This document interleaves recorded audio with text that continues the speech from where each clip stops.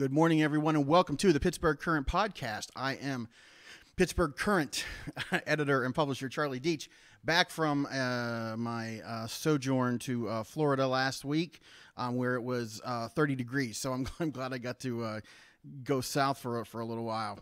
We got a good show today. We've got our guest Derek Minto of the Burning Bridges Comedy Festival and the Burning Bridges Comedy Club. We're going to talk about that upcoming festival, as well as we're going to talk about comedy. We're going to try and make it. I'm going to try and make it as dry as possible. While he try and makes it as funny as possible, but we'll try and do our best. Before we start, however, we want to tell you that the drinks issue of the Pittsburgh Current will be out on Tuesday. As well as you can still find our most recent issue on the street. It's our tribute to the late super great Jimmy Svedek. If most of you, a lot of people know who Jimmy is, and even if you don't, his is a good story to read. So, and to check out. So, check that out on stands now. And I also want to tell you about March 23rd. We have the Raise a Glass Bar Crawl. You can come celebrate our drinks issue with the Pittsburgh Current crew. I will be there somewhere. I'm like, where's Waldo? Find me, and maybe I'll buy you a drink. Maybe. That's March 23rd. We're going to be winding our way through Lawrenceville, and it's the time is TBD, but I believe it starts at 4 o'clock, I believe. But you can check our website pittsburghcurrent.com for all those updated information, as well as the participating locations in the bar crawl. So as I said, my guest this morning is Derek Minto, the very funny Derek Minto, comedian, business, what do you call entrepreneur, comedy entrepreneur? In a sense. I have a lot of titles. We don't need to go through all of them. Right. Well, what's the title you're most proud of? Oh man. Oh dude, that's a really great question. Probably comedian still. Comedian? Yeah, probably still that. Like, to be able to call it a professional comedian, that's pretty spicy. How long have you been a professional comedian? Professional? Wow, good God. Like, since October. That's happened a couple of times. Sometimes I lost a job, and I'm like, guess what? I'm a professional comedian, everybody. I have considered a couple times. Up until basically, I think it was really December. I left my day job, and like, this is all I do now. Right, but you've been doing this a long time. Oh yeah, you've been at this a while. Yeah, I've been doing stand up for almost 9 years now, like 8-9 years, right around there. Yeah. Yeah, it was like realization like hit me like when I saw a picture from like, you did stand up 9 years ago. I'm like, oh no, oh man. So what's the final step for you that made you just decide? Was it just tired of like looking for other, like, trying to balance both, or what was the final decision maker? I was fundamentally unhappy working, and the comedy was the only thing that made me happy. Yeah. I only worked a day job to support my comedy habit. Right. Like, that's the only thing. That's the only reason I did it. My bosses knew it. They knew it's not that I didn't care, but I actually really enjoyed a lot of aspects of my day job. It didn't work for me. I'm not good at waking up. I'm not good at being an employee. Right. I'm like the worst employee because I'm charming enough to get away with a lot of stuff. Right. And I made everyone laugh. Oh, all my clients love me. You can't fire this handsome chubster. Where's he gonna buy his sandwiches? Right. Come on. He's got a drinking problem, but he smells good when he comes in. He uses the right combination of scents. Like. No, I really liked my last job, and my bosses were great, and they were supportive of me as much as they could be. Right. There's definitely a couple times where I was like, yeah, I'm really sick. They're like, okay, we know this guy's not even in the state now. Yeah, you're in Buffalo. Oh yeah, I used an incredible amount of sick time in my job to go places. So what is the best way to call in sick when you're not sick? I mean, what do you use in terms of what's your go-to symptom? My go-to would be to text one boss and tell them to tell the other boss. Mm-hmm. And by that point, that boss, who's very super strict on having me call in, right, rather than having me do that, he just said he told me rather than. Because he doesn't understand how text messaging is there. So they're like, oh, this guy called in. Are you confused? Good, because my first boss is, and that was the point. I just wanted to confuse them as much as I could. And that usually worked. Yeah. I avoided talking to them at all costs. Yeah. But I was very good at it. Yeah. Did you have a voice? Did you have the whole, do you do the whole, hello, boss, or whatever. Todd, I This can't come in today. This is what I do. This is Yeah. what I would do. I would put my hand to my forehead, Mhm. and I would lay on the side of my pillow. Mm-hmm. So you make your voice kind of already sound like this, and you close your eyes, and you just think about being sick and like Yeah. how much that sucks. And you just go, hey, Mart, it's Derek. Listen, man, I woke up about an hour ago, and I had this awful migraine, and I'm pooping everywhere. So I'm not going to be in today. I just want to let you know. All right, I'm going to go. I love you. Bye. You know, say you love you too. That always Right. like puts them like in a weird place. Because they either think you love them or you're delirious with a fever. Yeah, right. That And works like out. you can totally deny it later. Right. Or then if you didn't really say want to that. throw them off when you come in the next day, just be like, there you go. So actually, this is a good way to get fired for sexual harassment. Ignore everything I just said. Don't do any of that last part. That's a really bad idea. Oh man. Oh yeah. Maybe stay away from the blowing of the kiss. Or Yeah, don't do that. That's not cool. That was never cool. I'm sorry. no smack on the fanny unless you're actually No, at a sporting whoa. event, right? I don't even say the word fanny anymore. All right. Why did I say the word fanny? I don't know. It was amazing though. But you know, I always I have friends who say as long as you say good game when you slap somebody on the ass, that it's legal. I Yes, guess. I do believe. I think that is true, but they don't let me in the locker rooms anymore because I'm not good at sports. So. Well, what was a young Derek Minto good at? Were you? And I hate the question like, were you the class clown? Were you? Most of the time. Yeah. Most of the time. It was the only way I knew how to like protect myself from people. I Right. think. Like this is like a really weird thing. When I was a kid, this is how I remember it the first time it was funny. This is super embarrassing, kind of gross. Right. I was in first grade and I was literally at the board and I had to go to the bathroom really bad and I was like too embarrassed to ask, so I just pissed my pants. Sure. And I did it while I was working at the board. There was like 12 students at a time. So I go back to my seat. My teacher like literally steps in a pile of urine and she's like, all right, I know how I'm going to do this. This is a Roman Catholic institution. What are we going to do? Let's shame them. So she brings me up to the front of the classroom and there's just, Yeah. a hot spray of urine all over my pants. And everyone's like teetering, that Right, giggling, like, yeah. like, and my teacher's like, Derek, could you explain to me what happened here? And I'm like, clearly that pipe broke over there and sprayed all over my pants. It was awful. It was awful. And everyone laughed at that. They didn't laugh at me. Right. And I was like, I should do this all the time. Yeah. So that's how that happened. No, I mean, as a kid, I was really interested in film. I loved the outdoors. I was an Eagle Scout. I was a really good kid. I didn't do any drugs or alcohols. I mean, I got a little drunk at like family dinners, but Right. I thought that was what everyone was supposed to do. So I didn't really think it counted. Was that the Catholic school upbringing that kept you on the straight and narrow? Oh yeah, no, that didn't help at all. I renounced my religion by the time I was in 9th grade. Like, I was on top of that. Right. Like You the knew. day after I was confirmed, I'm like, I'm out. I got a lot of fights with teachers. I didn't particularly care. I mean, not like physical. Right. Like, I wasn't that kind of kid. But like, I would ask about stuff, and they wouldn't have good answers. Right. Or they would I don't know. They weren't great. Like, one of them was a bouncer at like the local bar called Ghost Riders. One of your teachers? Yeah, one of At my the Sunday Catholic school school? teachers. Eventually I transitioned out of Roman Catholic school Okay. to public school, but I still had to keep going to the CCD program Right. at the same school, which was like 45 minutes away. So that was a total dick move, Mom. And the teachers were awful. Right. Like, some of them, no, I take that back. Some of them were really good, and some of them were just so bad. I was just like, I don't want to be part of this. Like, they said lots of anybody who wasn't a Roman Catholic had a word for it. It was either like pagan, and that was just like, that was the nicest word that Right. he had. Everybody else was a series of words I'm not repeating. He was awful, and I'm just like, what? Are we supposed to love people? Isn't that like the whole point? Like, love brothers and stuff.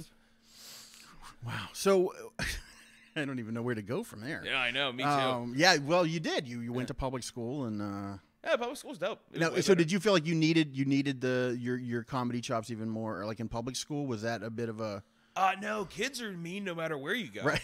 Right. I mean, I was always a little chunkster. Right. And I was always very body conscious. So to me, in my mind, I was always even fatter than I actually was, which Right. is like really annoying to figure No, out yeah. way later when Right. you're like, oh my God, I was kind of handsome. Shit. Right. Yeah, you look back at your high school pictures like, holy crap. Like, Why was I in fat camp? I yeah, didn't like look so bad. my own personal Right. fat camp that I created in my mind, which is way worse because there's Right. no giant slide and there's no Yeah. tomfoolery going on with all the other camp counselors because of my fat camp. None of that whatsoever. Just me being like, you're ugly. Yeah, you look back at those pictures and you're like, everyone was like, you have to lose. And you look at like, Jesus, if I just did a couple of push-ups or maybe I walked a couple of more steps a day, we probably wouldn't be in this. I just be in had this that situation. bought early. Like that's Yeah. what happened. Like I was like, oh, people could have loved me, and I was dumb. Yeah. So eventually, I learned better. Like I don't care at all now. Like just to put in perspective, like I was embarrassed. Like in the locker room, like I put on my shirt real quickly. Yeah. Like, all that stuff. Like when I'd go swimming, a lot of times I wear a shirt. Not always, but if it was my friends, I felt okay with. And then like just to put in perspective how much I don't give a crap at all anymore. On 2 Fridays ago, I played William Howard Taft, America's fattest president. And 2 things. One, someone said to me that I wasn't even fat enough to play Taft because Taft was even fatter than me, which made me feel really good about myself. But 2, the point that I'm really getting at is I had to shave this dumb mustache into my face, which is not good. Okay, there we go. Looked right into the camera. But that when I did... Like the whole thing, I was on stage basically butt naked the entire time in a fake bathtub I made. And you could never. There's no way you could have convinced 18-year-old me to ever do something like that. So That's amazing. Yeah, so it's been a big. I've grown a bit as a man. I'm more willing to show off the crowd pleasers. You know. I know. Believe me. I actually I was 190 until yesterday. And oh yeah, that's crazy. I had ice cream last night. And I was 190 boom, like in 7th grade, I think. I don't know. That was a good time. Oh, my dad's favorite joke. What, 190? That your left leg? Oh, A-hole. Oh, Dad's dick. You got a dick dad too? Same with me. Oh yeah, Dick Dads. Yeah, Dick Dads threw me off into a dark place now, so I gotta me try and too, get back actually. on track. Yeah, It's fine. We'll stay in silence. you were into. You said you were into movies, as well as were you a stand-up comedy fan as a young? Were you watching? Oh yeah, yeah. Well, so like when you're a kid, you don't really know a lot about how comedy works or anything like that. You're just like, so like when I started doing stand-up comedy, like really, like I did a couple times in high school, and I went to college and found out about drugs and alcohol. Right. And then I was like, oh, I should do stand-up because I hate my day job. Right. I should try this out. And I was like, okay, it'll take like 2 weeks. And I'll start doing open mics. And probably a month I'll be working at the club. And then probably I'll be working there a couple months. And I'll just have to move to New York because they're paying me too much money. Yeah. So I'll go to New York where I'll be making my real money. Right. And then probably like 6 or 8 months after that, I'll have my Comedy Central special. Yeah. Yeah. And so I was like 9, 12 months tops. Right. That was what I thought was going to happen. I'm like, no. Like, when I was a kid, the only form of comedy I knew about was stand-up. Right. Like, I was like, oh, I thought everyone on SNL was a stand-up comic. And that's not true. Some Right, are, right. But a lot of it comes out of either improv. That's a huge part of it. Also, like, smaller sketch scenes, like, in different cities. That's all I knew. So when I was in high school, like, it became a natural thing that I wanted to try stand-up. And then I got kind of forced to in a talent show. And how'd that go? Good. Not the very first time when I had like, so like I'm really bad at math. Like, awful at math. Like I'm like a C- student always in math. It's not my thing. So, I was in chemistry and I really like science, but I hate chemistry. You know, I'm bad at the math part. Yeah. So this teacher, Mrs. I think Bada, I think it was. I can't remember. No, I don't remember what for sure it was. But she basically hosted the very first like high school talent show, and she's like, blah blah blah, and students being, that might help them out in the class a little bit. You know what I'm saying? Right. And I'm like, oh okay. She's like, Derek, you should come and you should do stand-up comedy or something. And I'm like, okay, I guess that's what I'm doing. But it was kind of someone forced me to do it a little bit. Right. She's like, you're funny, go up and do that. So I wrote this awful stand-up act. And then I had to audition it in front of like a room full of like the high school equivalent of Stepford Wives, like just this legion of blank-faced, pale girls just staring through you, piercing every part of your soul. Wow. Like you're just like, oh man. So I the only 2 jokes I remember were, I think they were both about rap, and one of them was you can do it, put your back into it. And I'm like, if I put my back into it, I'd be like in charge of a lot of stuff. That would be like I could do pretty much anything. And then there was the other one was I'm trying to remember I don't remember what it was. Either way, it was awful. It was they were awful jokes. What was your source material back then? Was it it was like that, and like I don't even remember. I remember I talked a lot about rap and music. Yeah. I don't even know a ton about rap, but I liked rap. So I was like, this will be cool. It went awfully.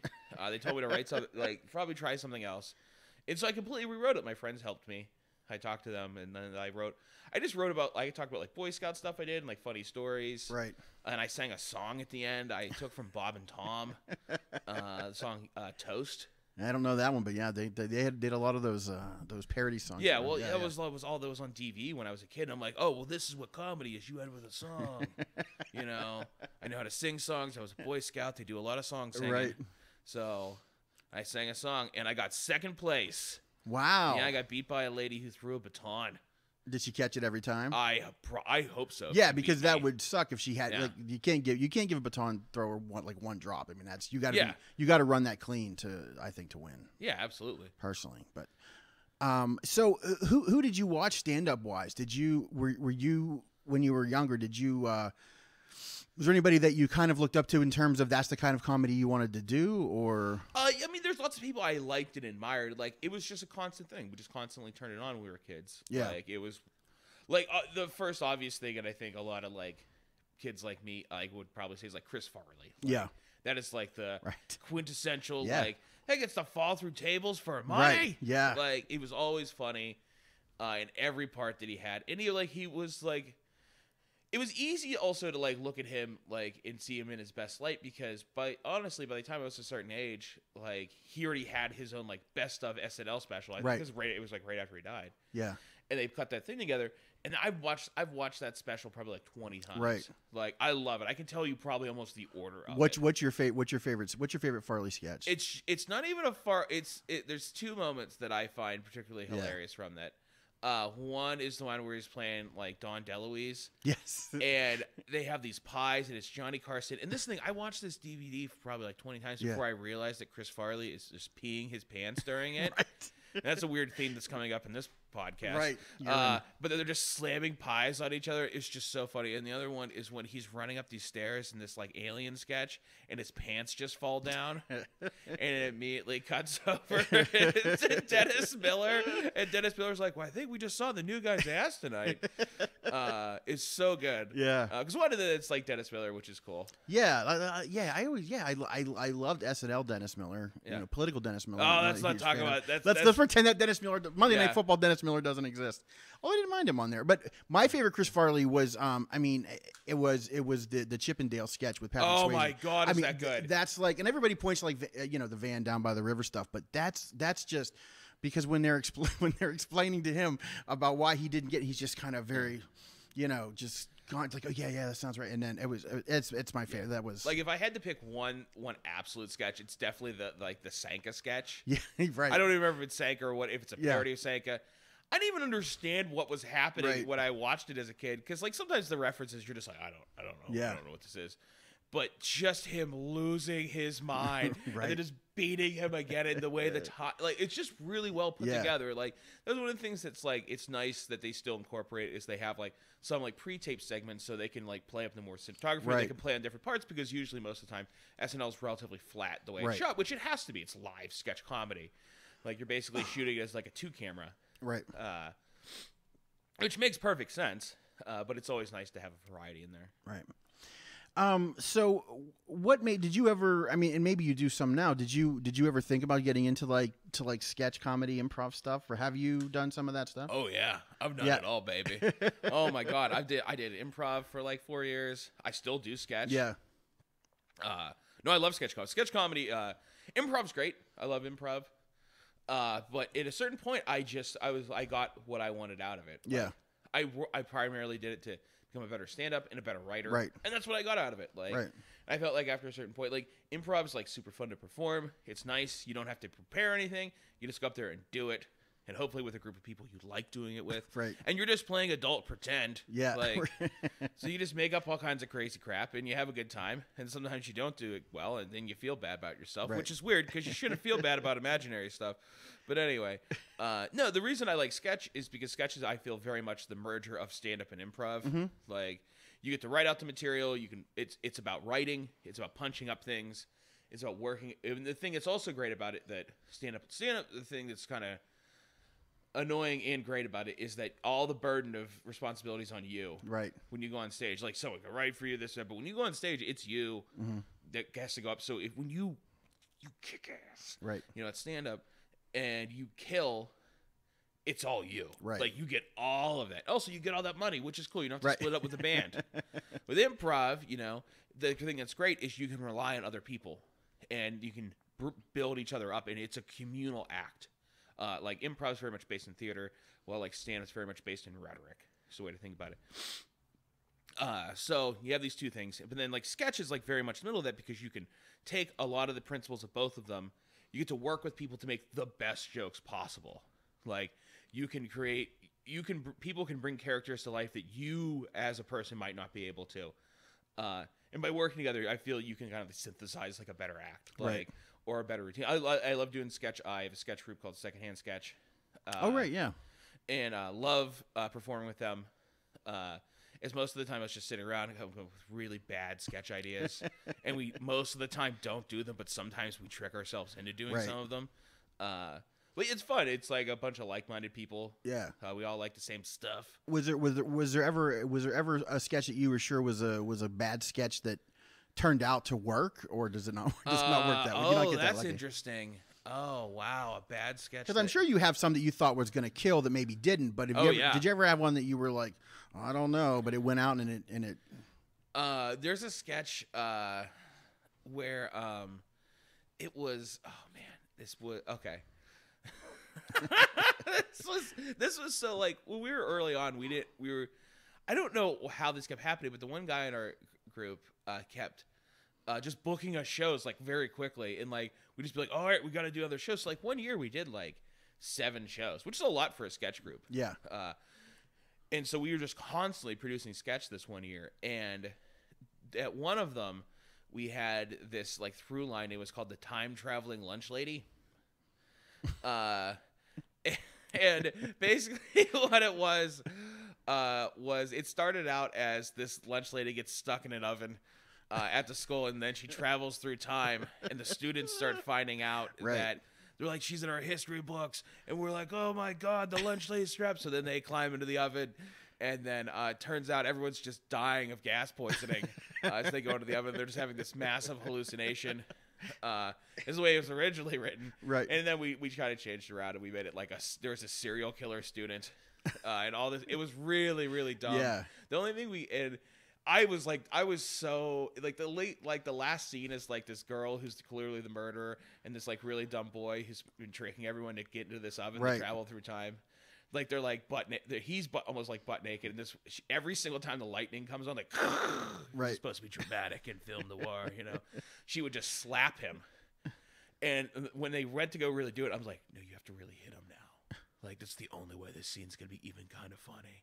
And I was just saying this mostly because I thought it would be funny. No, I wasn't 100% sure it'd make the scene better at all. Right. Turns out it did. So it kind of worked. So but no, that sequence went way better than we thought it would. Like we spent a lot of time in a very short, like in like 2 weeks, we wrote that show like 4 or 5 times, like completely. Yeah, that seems like there are a lot of elements and twists and turns in that. By the way, it still probably wasn't very good, but I think people were just bemused watching this guy get the shit slapped out of him. I'm not 100% sure, but. You are listening to the Pittsburgh Current Podcast, which sometimes feels like you're getting the shit beat out of you, I'm sure, but most of the times we try and do a good job here. We are talking to Derek Minto. He is a stand-up comedian as well as one of the founders of the Burning Bridges Comedy Festival and the Burning Bridges Comedy Club. You can follow Derek on Twitter at BringsTheRuckus, and the Burning Bridges Comedy Festival takes place March 21st through the 24th at various locations, and you can look up Burning Bridges Festival on Facebook as well as Derek, do you have an address for the site for the festival? Burning Bridges Comedy Festival. .com. That's perfect. Yeah, that's what I would have went with. Straight up, if you go to just look up Burning Bridges, anything, it'll come up. It's very easy to find. It's all on the same website. It's like split off in like 2 halves. Yeah, it's got like a real diametric quality to it. And the night before, you can catch the Collegiates and Comedians. It's the opening show for the Burning Bridges Fest. It's a free show with several comedians performing, including Natasha Ferrier, Alex Stipula. I'm never sure. Very good. I'm never sure. Hey, Sean Collier, Helen Wildy, and more. It's hosted by Lorenzo De Silvio, who's very funny. We did a fundraiser when the Pittsburgh Current just started up, and Lorenzo was one of the comedians on that bill, and he's really funny. I love Lorenzo. He's really good. And that show is at the William Pitt Student Union. So yeah. So that is the night before on the 20th of March. You can check that show out. So Derek, let's talk a little bit about the Burning Bridges Comedy Festival. Well, first let's talk a little bit about the Burning Bridges Comedy Club. That's something that you and John Dick Winters, yes. And we were discussing whether we should call him John or Dick or John Dick, and you say go right to the Dick. I said just go right to the Dick with that one. That can be our new catchphrase for the podcast. Go right to the Dick, right here, Pittsburgh Current. I'm live with Derek Minto, Bruce Valanche, and an empty couch. Bruce Valanche would be a great get. Oh my God, I would stand outside the Sorgatron media window. No, I knew it was media, but I wanted to see if I could add another code word, and I couldn't in time. I would love that. That'd be good. But anyway, no, the comedy club. We don't have anything to do with Bruce Valanche. Unfortunately, we're trying to get him to show up and just come down with one of his amazing blouses. The comedy club is. I've been running a comedy at Hambones for about 7 years. Right. And it's something I knew the owner from another place that I worked at. We worked together, and when he moved over there, he bought part of the board. He's like, "Do you want to come over and do stand-up?" And I was like, "Yeah." And over the years, we kind of built up a stage, and slowly but kind of surely, we built an audience. We got lucky with a couple of things, like Belvedere's caught on fire. And that sounds awful. Like, I love Belvedere's. I went over there and drank so many of their PBRs for $1. So many. No, the Thursday night in Lawrenceville for a while was Belvedere's 80s night. Like, it was a huge... You would get like 200 or 300 people. It was a great time. Like, I don't even like 80s music that much, even though I'm from there. And I would still go because it was usually kind of fun time because hang out with a bunch of people. So anyway, that caught on fire like the first year we were there. And people just wandered around Lawrenceville looking for something to do. And we had these big open windows. And we had people on stage till like 12 or 12:30, so people would just kind of wonder, and they're like, "What is this jackassery?" And they'd usually see some bad stand-up comedy, as is par for the course for an open mic. Right. And occasionally, I'd trick some of those people to show up on a Saturday and see decent stand-up comedy. Not great, but decent. Decent. Sometimes it was great. Sometimes it was very decent. And I did that for a while, and eventually, John Dick was producing a lot of shows throughout the city, doing a bunch of other stuff, and he asked me about producing shows at Hambones. I said, absolutely. More comedy there, the better. Like, it already become kind of that open mic is crazy. Like, we still get 40 or 50 comics a night.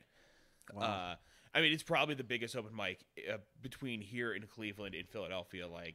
There's nothing in between that even remotely compares. Right. And it's great. Like, I like running it. I like running it the way I do. I get to host a lot, which is fun for me. But so eventually this kind of room and that John producing comedy, eventually we kind of joined together and we decided we want to do comedy there every weekend. I experimented with it a little bit before. I did a whole month of comedy with mixed results, and I realized I couldn't do it by myself. Right. And John really approached me. I didn't approach John. And so basically, make a long story short, we talked with the owner and we took Saturdays and Sundays. And there's still both music on Sundays. Right. But right now, we have 2 open mics during the week, and we have Saturdays and Sundays right now. And you guys bring in. There are local comedians, obviously, but you guys bring in some. You guys bring in some great comedians who I don't think that Pittsburgh audiences, they might not get a chance to see otherwise. And I assume that was obviously the point, or one of the points anyway, was to expose folks to. Different artists and different brands of stand-up comedy. Yeah, I mean, me and John have both worked. I've worked in clubs. John's worked in clubs, and we both know what that experience can be like. in that sometimes it's very much like they don't. It's very much a 3-man show. There's a headliner, and they don't really care who goes up in front of them. Right. And like we've had experiences where it's just they use the same people over and over again. And Pittsburgh literally stand-up scene pretty much evolved because there was only an improv. Like, because there was nothing else, there was a whole both improv and comedy scene that kind of came out of the city once the Funny Bones closed, because there was nowhere else for it to go. And now there's like 3 comedy theaters. There's an independent stand-up club. Like there's tons of locally produced stand-up in both theaters and regionally that go on. Like, so it's been kind of nice in that sense that the way the community's kind of spread out from this club. But I think the point that we really wanted to make was that there's lots and lots of great talent that's you will enjoy just as much as watching a Comedy Central half hour if you just come down there and watch this guy. And it's so much better live. Yeah. Like, it's a completely different beast. Like, you're there, you're laughing with people. Like, it's like the whole sensation of going to a movie and that's funny with other people who are laughing. Right. There's like, I can still remember all the movie theaters I was at with a packed house, and it was a funny movie, and like everyone just losing their minds. Like, that group experience, like, you really can't replicate at home. Right. Like, unless you bring over like 30 of your friends and you have a really sick sound system, bro. Like, I mean, that's the only way I could think of that. Yeah, that's. I think that's true. Seeing it with a live audience and other people who are enjoying it is probably true for a lot of different mediums of entertainment. Although I never really got the appeal of porn theaters. Like, I never got the appeal of, like, I would think you wouldn't want to be around a lot of people in those, which is probably why they're not around anymore. But yeah, well, I mean, I'm sure there's still some. Right. Like, I think most of those places, like, I think some dudes are just really into the, like, hey, let's all go to this place and rub one out. Right. There's dudes who clearly they're way into that, and that's right, because I don't know if it's fine, but that's what to do. Well, and no matter what the film is, you can't beat movie theater popcorn. I mean, you can't replicate that at home. So you can't. Yeah, we have a device that comes very close, but it's still it's that special yellow cake that the yellow cake flour or whatever they use to make it extra golden. I don't know how they do that. So talk a little bit about some of the acts you have coming to the festival. Your headliner for the event is Todd Barry. Yeah. Talk a little bit about Todd. Todd Barry is an amazing New York comic. Yeah. He's worked all over the country. I worked with Todd earlier last year when he did the Pittsburgh Comedy Festival. Todd is, he did an entire tour where he did crowd work a couple years back, and that's actually one of the great things about what's going to be going on. Is the first show he's going to be doing his regular stand-up material, and the second show he's going to be doing his crowd work set, where he mines all his material in bits from the audience. Wow, yeah.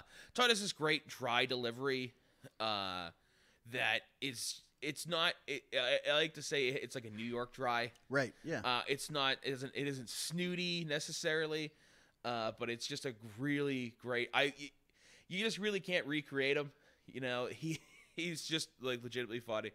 And he was great to talk to. I got to hang out with him a little bit after the festival, and he was very open, and like me and John talked to him about like him coming back. Yeah.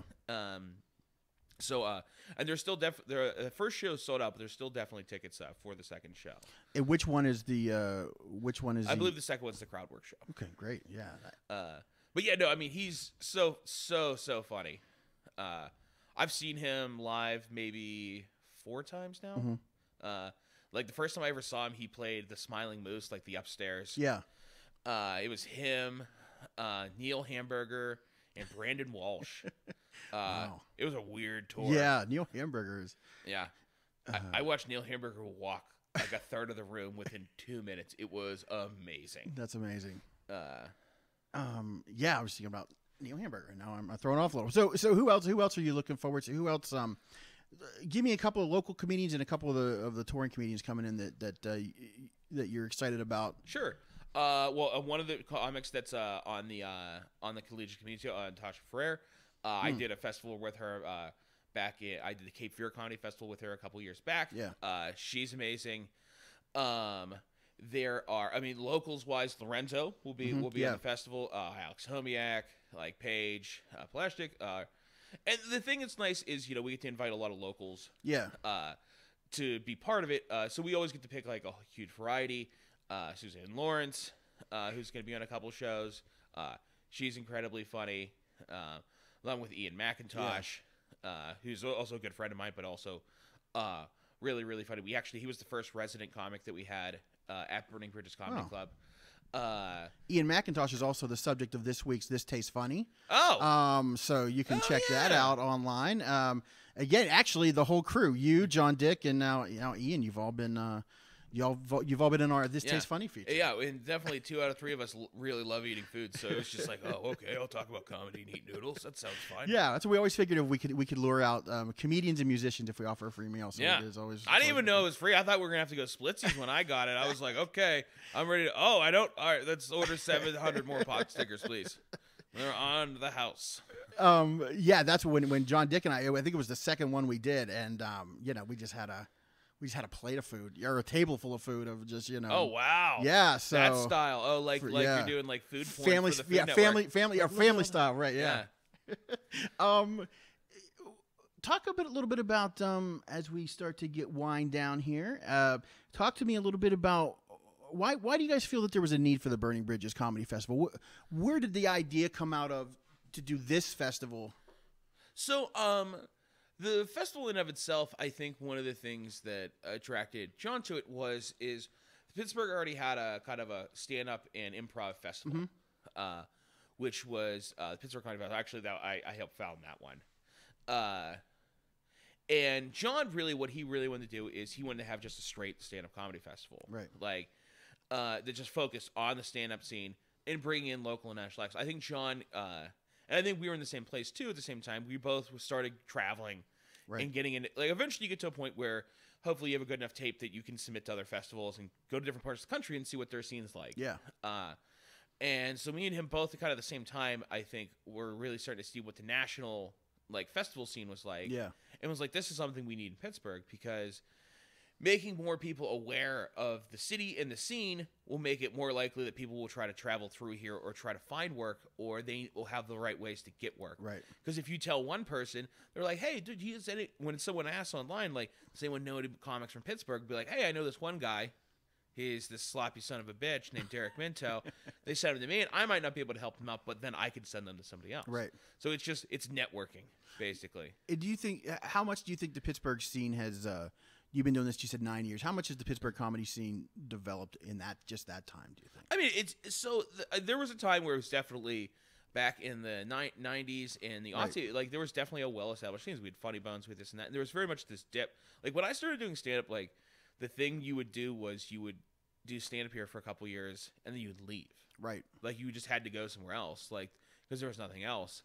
And I think it wasn't until there was a bunch of comics that kind of sat down and finally, I think we're able to connect over the internet. Right. The internet, I really like.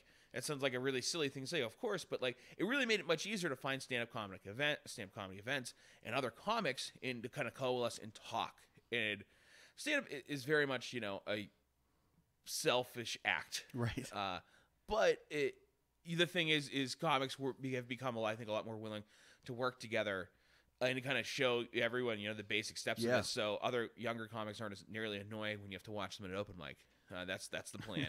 Make them less annoying. But I mean, I think the scene's really grown, like, in terms of and not even just the stand-up comedy scene, like all of the comedy scene, like both like improv, like three going from 0 theaters to 3 theaters, like in the past like eight years is pretty crazy. And like, I mean, the stand-up comedy scene definitely deserves an independent club. Like the improv, there's nothing wrong with the improv. Like the improv, it's just that, but they're very much a corporate entity. They just they have these certain level of acts, and they have this thing, and they just aren't that interested in building a community. They don't need to. Right. They just employ comics, and that's it. Right, and they've got an audience built in, so it's But we want to be able to showcase everyone else, and show off like what's really going on in the city. Like, there's a lot of people working really hard. Yeah. And we just want to show off the best stand-up we can.